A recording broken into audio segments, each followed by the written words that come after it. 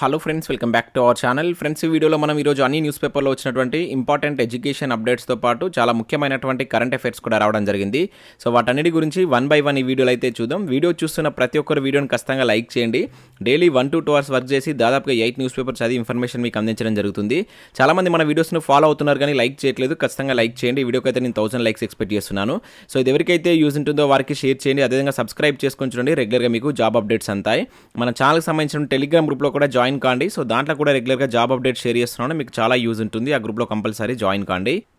Friends, మన channel ద్వారా group 4కి సంబంధించినటువంటి ఆన్లైన్ టెస్ట్ సిరీస్ అనేది మన యాప్లోకి తీసుకురావడం జరిగింది. దీనికి సంబంధించిన ప్రశ్నలు మీకు తెలుగు మరియు ఇంగ్లీష్ మీడియంలో అయితే ఉంటాయి. టాపిక్ వైజ్గా 100 టెస్ట్లు అయితే తీసుకోవచ్చు. అదేవిధంగా 5 గ్రాండ్ టెస్ట్ కూడా ఉంటాయి. ఇంకా ఇదే కాకుండా గ్రూప్ 2, గ్రూప్ 3కి యూజ్ అయ్యేటువంటి ఎకానమీ టెస్ట్ సిరీస్ కూడా అందుబాటులో ఉంది. అండ్ గ్రూప్ 1 ప్రిలిమ్స్ సంబంధించి టాప్ 10 గ్రాండ్ టెస్ట్లు అయితే మనం మన యాప్లోకి తీసుకురావడం జరిగింది. ఒకసారి యాప్ డౌన్లోడ్ చేసుకొని చూసేటువంటి ప్రయత్నం చేయండి. అవన్నీ మీకు తెలుగు మరియు ఇంగ్లీష్ మీడియంలో అయితే ఉంటాయి. ఇంకా అదే కాకుండా ఇండివిజువల్గా తెలంగాణ కల్చర్కి సంబంధించినటువంటి గ్రాండ్ టెస్ట్ కావచ్చు, అండ్ ప్రభుత్వ పథకాలకు సంబంధించిన గ్రాండ్ టెస్ట్, ఇంకా గ్రూప్ 2కి సంబంధించి అండ్ ఆర్థమెటిక్ సంబంధించి ఫుల్ కోర్స్ అయితే ఉన్నాయి. ఇంకా కరెంట్ అఫైర్స్ పీడిఎఫ్ కూడా పర్ మంత్కు 20 రూపీస్ చొప్పున మీరు చెల్లించి పీడిఎఫ్ అయితే డౌన్లోడ్ చేసుకొని ప్రింట్ తీసుకోవచ్చు. ఇంకా ఇండివిజువల్గా ఇండియన్ పాలిటిక్స్ సంబంధించిన టెస్ట్ సిరీస్ కావచ్చు, తెలంగాణ చరిత్ర, తెలంగాణ ఉద్యమ చరిత్రకు సంబంధించిన టెస్ట్ సిరీస్ కావచ్చు, జనరల్ సైన్స్ సంబంధించిన టెస్ట్ సిరీస్ ఉన్నాయి.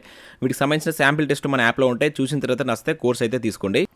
ఫ్రెండ్స్, ఈరోజు అప్డేట్స్ కనుక చూసినట్లయితే మనకు టీఎస్పీఎస్సీ నుంచి 2 ఇంపార్టెంట్ అప్డేట్స్ అయితే ఇక్కడ మనం చూడవచ్చు. ముఖ్యంగా 2 ఎగ్జామ్స్ సంబంధించినటువంటి డేట్స్ అయితే డిక్లేర్ చేశారు. సో ఇక్కడ చూసినట్లయితే మనకు సెప్టెంబర్ 12 నుంచి జూనియర్ లెక్చరర్ పోస్టులకు పరీక్షలు అని చెప్పేసి చూడవచ్చు. సో టీఎస్పీఎస్సీ నిర్ణయం 11 రోజులు జరగనున్నటువంటి పరీక్షలు అని చెప్పేసి ఇక్కడ ఇవ్వడం జరిగింది. సో జూనియర్ లెక్చరర్ పోస్టుల భర్తీకి సంబంధించినటువంటి పరీక్షలను సెప్టెంబర్ 12 నుంచి నిర్వహించాలని Telangana state public service commission TSPSC నిర్ణయించింది. సో ఈ మేరకు మంగళవారం ఓ ప్రకటన అయితే విడుదల చేసింది. సో సుమారుగా 1392 పోస్టుల భర్తీకి గత ఏడాది డిసెంబర్ 9 నోటిఫికేషన్ జారీ చేసినటువంటి విషయం తెలిసిందే. సో ఈ పరీక్షలను కంప్యూటర్ బేస్డ్ రిక్రూట్మెంట్ టెస్ట్ పద్ధతిలో నిర్వహించనున్నారు. ఒక్కో రోజు ఒక్కో సబ్జెక్టు పోస్టుకు పరీక్షను అయితే నిర్వహిస్తారు. సో 11 రోజుల పాటు ఈ పరీక్షలు అయితే జరగనున్నాయి. సో పరీక్షకు ఒక వారం ముందు హాల్ టికెట్స్ అందుబాటులో ఉంచనున్నట్లు మనకు అధికారులు తెలిపారంటే ఇక్కడ మనం టీఎస్పీఎస్సీ నుంచి అప్డేట్ అయితే చూడవచ్చు. ఇంకా దాంతోపాటు ఇక్కడ చూసినట్లయితే ఆగస్టు 8న అకౌంట్ ఆఫీసర్ పోస్టుల పరీక్ష అని చెప్పేసి కూడా ఇచ్చారు. సో పట్టణాభివృద్ధి శాఖలో అకౌంట్స్ ఆఫీసర్ పోస్టుల నియామకానికి సంబంధించినటువంటి పరీక్షను ఆగస్టు 8న నిర్వహించాలని చెప్పేసి నిర్ణయించారు. సో ఈ పరీక్షను 2 సెషన్లో సిబిఆర్టీ పద్ధతిలో నిర్వహించనున్నట్లు ఇక్కడ ఒక అప్డేట్ జరగవచ్చు. ఇక్కడ మనకు 2 ఎగ్జామ్ సంబంధించినటువంటి డేట్స్ అయితే డిక్లేర్ కావడం జరిగింది. ఒకటి వచ్చేసి జేఎల్ ఎగ్జామ్ సంబంధించిన డేట్ కావచ్చు, అదేవిధంగా అకౌంట్ ఆఫీసర్ సంబంధించిన ఎగ్జామ్ డేట్ అయితే మనకు టీఎస్పీఎస్సీ డిక్లేర్ చేసింది. దానికి సంబంధించి ఇక్కడ మనకు ఒక ప్రెస్ నోట్ కూడా రిలీజ్ చేశారు. ఇక్కడ జేఎల్ ఎగ్జామ్ సంబంధించి ఏ రోజున ఏ ఎగ్జామ్ ఉంటుందని కూడా ఇక్కడ మనకైతే డిక్లేర్ చేయడం జరిగింది. ఒకసారి మీరు టీఎస్పీఎస్సీ వెబ్సైట్కి వెళ్ళి సో ఆ ప్రెస్ నోట్ను డౌన్లోడ్ చేసుకొని చూసేటువంటి ప్రయత్నం అయితే చేయండి ఎగ్జామ్ డేట్స్ గురించి సంబంధించి. ఇక నెక్స్ట్ ఇక్కడ మనం మరొక అప్డేట్ కనుక చూసినట్లయితే గ్రూప్ 1 పరీక్ష వాయిదా వేయండి అంటే ఇక్కడ ఒక అప్డేట్ మనం దిశా న్యూస్ పేపర్లో అయితే చూడవచ్చు. హైకోర్టులో 36 మంది అభ్యర్థులు పిటిషన్ 25న విచారణ అని చెప్పేసి ఒక అప్డేట్ అయితే రావడం జరిగింది. సో ఇక్కడ మనం చూసినట్లయితే జూన్ 11న జరగనున్నటువంటి గ్రూప్ 1 ప్రిలిమ్స్ పరీక్షను వాయిదా వేయాలంటూ 36 మంది అభ్యర్థులు మంగళవారం హైకోర్టులో పిటిషన్ దాఖలు చేశారు.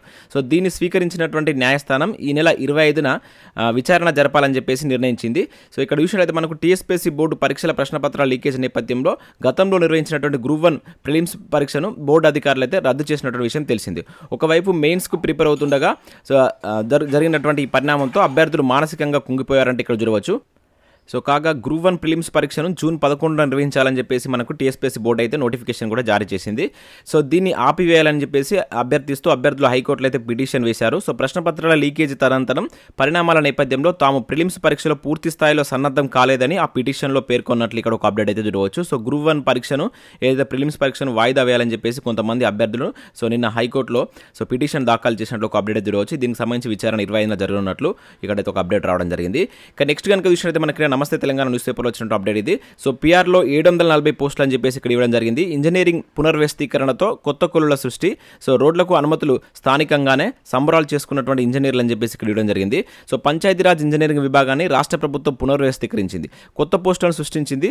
సో రోడ్లకు పరిపాలనపరమైనటువంటి అనుమతులు ఇచ్చేటువంటి అధికారాన్ని అధికారులకు కట్టబెట్టింది. సో క్షేత్రస్థాయిలో వాస్తవ పనులకు అనుగుణంగా అధికారులు సిబ్బంది ఉండేలా సర్కారు చర్యలు అయితే చేపట్టింది. సో పంచాయతీరాజ్ ఇంజనీరింగ్ విభాగాన్ని పునర్వ్యవస్థీకరించడం వల్ల సో కొత్తగా 740 పోస్టులు క్రియేట్ కానున్నట్టు ఇక్కడ ఇవ్వడం జరిగింది. సో జిల్లాలో పనుల పర్యవేక్షణకు 4 చీఫ్ ఇంజనీర్ పోస్టులు మంజూరు చేశారు. దాంతోపాటుగా 12 సూపరింటెండెంట్ ఇంజనీర్ కావచ్చు, and 11 executive engineer, 16 deputy executive engineering కార్యాలయాలను పోస్టులు మంజూరు చేశారని చెప్పేసి ఇక్కడ చూడవచ్చు. వాటికి సంబంధించి ఇక్కడ మంజూరైనటువంటి పోస్టుల వివరాలు.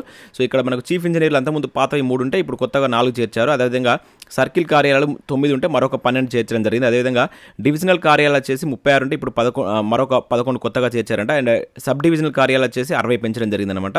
సో ఇది మనకు పిఆర్కి సంబంధించి 740 కొత్త పోస్టులు మంజూరు చేసినట్లు మనకు నమస్తే తెలంగాణలో ఒక అప్డేట్ అయితే రావడం జరిగింది. ఇక నెక్స్ట్ కనుక చూసినట్లయితే రేపు ఎంసెట్ ఫలితాలు విడుదల చేయనున్నటువంటి మంత్రి అని చెప్పేసి ఇవ్వడం జరిగింది. రేపు తెలంగాణ ఎంసెట్ ఫలితాలు అయితే రిలీజ్ కాబోతున్నాయి. దానికి సంబంధించి ఇక్కడ ఫలితాల కోసం ఈ వెబ్సైట్ ద్వారా మీరు ఫలితాలను చెక్ చేసుకోవచ్చు అని చెప్పేసి ఇక్కడ ఒక అప్డేట్ అయితే వచ్చింది.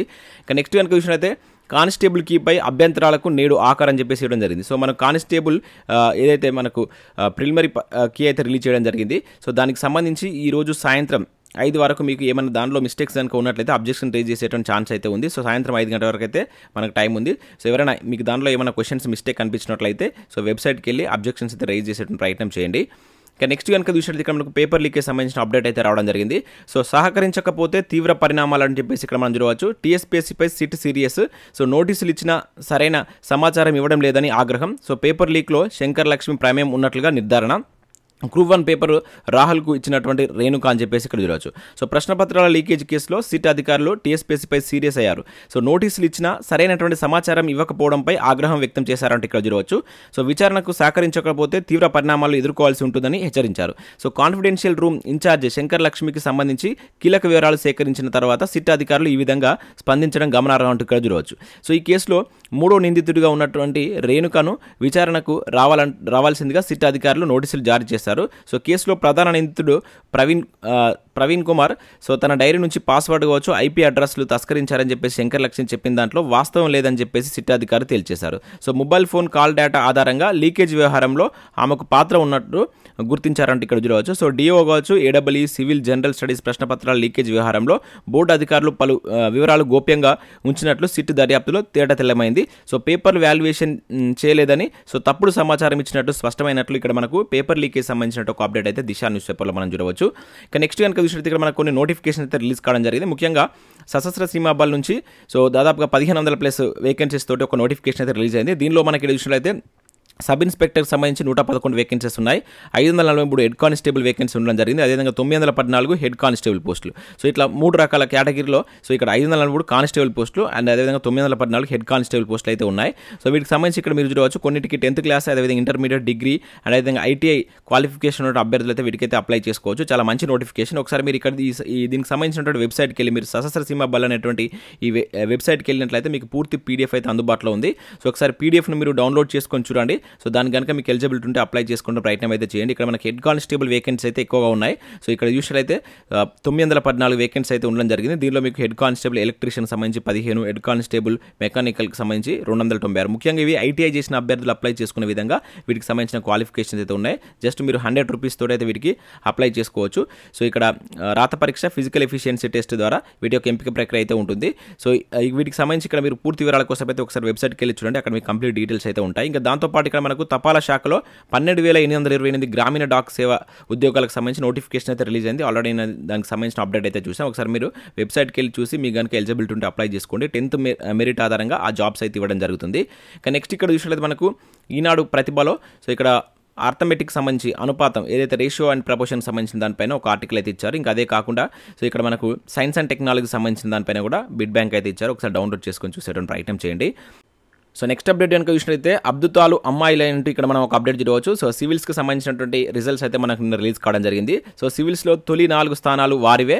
సో తెలంగాణ అమ్మాయి హుమాహారతికి 3వ ర్యాంకు, అదేవిధంగా తిరుపతికి చెందినటువంటి పవన్ దత్తాకు 22వ ర్యాంకు. సో 100 లోపు 10 మంది మన వాళ్ళే. సో తెలుగు రాష్ట్రాల నుంచి 46 మందికి పైగా ఎంపిక. విడుదలైనటువంటి యూపీఎస్సీ ఫలితాలు 15 రోజుల్లో అందుబాటులోకి మార్కులు అని చెప్పేసి ఇక్కడ జరిగింది. సో మనకు నిన్న యూపీఎస్సీ ఫలితాలు అయితే రిలీజ్ కావడం జరిగింది. సో దానిలో మనకు ఎక్కువగా అమ్మాయిలు చాలా మంచి ర్యాంక్స్ అయితే పొందడం జరిగింది. ఇక్కడ ఫస్ట్ ర్యాంక్ కూడా చూసినట్లయితే మనకు ఇషితా కిషోర్ అనేటువంటి పర్సన్కు ఫస్ట్ ర్యాంక్ అయితే రావడం జరిగింది. అదేవిధంగా సెకండ్ ర్యాంక్ చూసినట్లయితే గరిమా లోహిమా అనేటువంటి పర్సన్ సెకండ్ ర్యాంక్ అయితే సాధించడం జరిగింది అనమాట. సో ఫస్ట్ 4 ర్యాంకులో 3 ర్యాంకులు అమ్మాయిలే సాధించడం జరిగింది. యూపీఎస్సీకి సంబంధించిన ఫలితాలు ఇవి. ఇది న్యూస్ పేపర్లో వచ్చినటువంటి education updates. Next current affairs చూద్దాం. ఇంపార్టెంట్ కరెంట్ అఫేర్స్ చాలా తక్కువ అప్డేట్స్ అయితే రావడం జరిగింది కరెంట్ అఫేర్స్. సో అవేంటో ఒకసారి చూద్దాం. సో చూస్తున్న ప్రతి ఒక్కరు ఖచ్చితంగా లైక్ చేయండి. సో ఒకటే వీడియోలో మీకు కరెంట్ అఫేర్స్ అదేవిధంగా ఎడ్యుకేషన్ అప్డేట్స్ కలిపి అయితే అందించడం జరుగుతుంది. సో ఇక్కడ మనం ఫస్ట్ కరెంట్ అఫేర్ కనుక చూసినట్లయితే రియాలిటీ కుబేరుడు రాజీవ్ సింగ్ అని చెప్పేసి ఇక్కడ చూడవచ్చు. భారత స్థిరాస్తి రంగ సంపన్నుల్లో డిఎల్ఎఫ్ చైర్మన్ నెంబర్ 1 అని చెప్పేసి ఇక్కడ ఇవ్వడం జరిగింది. సో ఆయన ఆస్తి 59.03 కోట్లు. సో తెలంగాణ నుంచి 9 మంది, ఏపీ నుంచి ఒకరికి చోటు. సో 10 మంది తెలుగువారి జాబితాలో జి అమరేందర్ రెడ్డికి అగ్రస్థానం. సో ఇక్కడ చూసినట్లయితే గ్రోహి హురున్ ఇండియా జాబితా విడుదలైతే చేయడం జరిగింది అనమాట. సో ఈ గ్రోహే హురున్ ఇండియా జాబితా అనేది రిలీజ్ చేశారు. సో దానిలో ఇక్కడ దానికి సంబంధించిన వివరాలు ఒకసారి చూద్దాం. ఇక్కడ చూసినట్లయితే మనకు దేశీయ స్థిరాస్తి రంగానికి చెందినటువంటి 100 మంది అత్యంత సంపన్నుల్లో డిఎల్ఎఫ్ చైర్మన్ అయినటువంటి రాజీవ్ సింగ్ అగ్రస్థానంలో అయితే కొనసాగాడు. సో ఆయన ఆస్తి 59.03 కోట్లుగా నమోదైంది. సో గత ఏడాదితో పోలిస్తే రాజీవ్ సింగ్ ఆస్తి 4 తగ్గినప్పటికీ సో ఇక్కడ ఈ Grohe Hurun India real estate rich list జాబితాలో సో మొదటి స్థానం అయితే నిలవడం జరిగింది. 2023 సంబంధించినటువంటి లిస్ట్ అయితే రిలీజ్ చేశారు. దానిలో మొదటి స్థానంలో సో మనకు రాజీవ్ సింగ్ అయితే కొనసాగడం జరిగింది. సో దాంతోపాటుగా మన తెలుగు రాష్ట్రాలకు చెందినటువంటి కుబేరులకు సంబంధించిన జాబితాని ఇక్కడ చూడవచ్చు. సో ఇక్కడ మనకు 10th ర్యాంక్ వచ్చేసి జి అమరేందర్ రెడ్డి అయితే సాధించడం జరిగింది. అదేవిధంగా Jupally Rameswara Rao My Home Construction సంబంధించిన వ్యక్తి 13th ర్యాంక్ అయితే సాధించడం జరిగింది. సో ఇది దానికి మన తెలుగు రాష్ట్రాలకు సంబంధించినటువంటి వ్యక్తుల యొక్క జాబితా కూడా ఇక్కడ ఇచ్చారు. సో ఇక్కడ ఫస్ట్ ర్యాంక్ పర్సన్ అయితే గుర్తుంచుకోండి. అండ్ అదేవిధంగా ఇది ఏంటంటే భారత స్థిరాస్తి రంగంలో సంపన్నులకు సంబంధించిన టాప్ 100 మెంబర్స్ సంబంధించిన రిచ్ లిస్ట్ జాబితా అనమాట. సో ఫస్ట్ పర్సన్ గుర్తుంచుకునే ప్రయత్నం అయితే చేయండి. సో నెక్స్ట్ కరెంట్ అఫేర్ కనుక చూసినట్లయితే స్కిట్ షూటింగ్లో భారత్ చరిత్ర అంటే ఇక్కడ ఒక అప్డేట్ చూడవచ్చు. ఐఎస్ఎస్ఎఫ్ వరల్డ్ కప్లో తొలిసారిగా 2 పథకాలు అని చెప్పేసి ఇచ్చారు. సో కజకస్తాన్లో జరుగుతున్నటువంటి international shooting sports federation world కప్లో భారత్ చరిత్ర సృష్టించింది. షూటింగ్ వరల్డ్ కప్లో తొలిసారిగా స్కిట్ ఈవెంట్లో 2 పథకాలు అయితే గెలుచుకోవడం జరిగింది. సో భారత మహిళా స్కిట్ షూటర్ అయినటువంటి గనేమత్ సెకోన్ రజితం గెలుచుకుంది. అదేవిధంగా దర్శన రాథోడ్ కాంస్యం గెలుచుకోవడం జరిగింది అనమాట. సో దీనిలో 2 పథకాలు గెలుచుకోవడం ఇదే ఫస్ట్ టైం అనమాట. గుర్తుంచుకోండి. ఇది ఎక్కడ జరుగుతుందంటే కజకిస్తాన్లో జరుగుతున్నటువంటి ఈ టోర్నమెంట్లో సో భారత్ తరపు నుంచి ఇద్దరికి పథకాలు అయితే రావడం జరిగింది. ఇక నెక్స్ట్ కనుక చూసినట్లయితే మనకు జూన్ 5 నుంచి 2వ విడత గొర్రెల పంపిణీ పథకాన్ని అయితే స్టార్ట్ చేయబోతున్నట్లు ఇక్కడ ఒక అప్డేట్ అయితే మనం చూడవచ్చు. రూపాయలు 100 కోట్లు ఇచ్చేందుకు ఆర్థిక శాఖ గ్రీన్ సిగ్నల్ అని చెప్పేసి ఇక్కడ ఇచ్చారు. సో గొర్రెల పంపిణీకి సంబంధించిన 2వ విడత కార్యక్రమాన్ని సో జూన్ 5 తారీఖు నుంచి ప్రారంభించబోతున్నట్లు ఇక్కడ తెలంగాణ ప్రభుత్వం అయితే డిక్లేర్ చేసింది. సో దీన్ని ఏ సంవత్సరంలో స్టార్ట్ చేశారు ఈ గొర్రెల పంపిణీ అనేటువంటిది ఏ సంవత్సరం నుంచి దీన్ని తెలంగాణ ప్రభుత్వం ఈ పథకాన్ని స్టార్ట్ చేసింది అనేది కింద కామెంట్ చేసేటువంటి ప్రయత్నం చేయండి. సో ఇవి మనకు కరెంట్ అఫైర్స్ చాలా తక్కువ కరెంట్ అఫైర్స్ అయితే రావడం జరిగింది. సో వీడియో నచ్చినట్లయితే లైక్ చేసి మీ మిత్రులకైతే షేర్ చేయండి. Thanks for watching. Thank you everyone.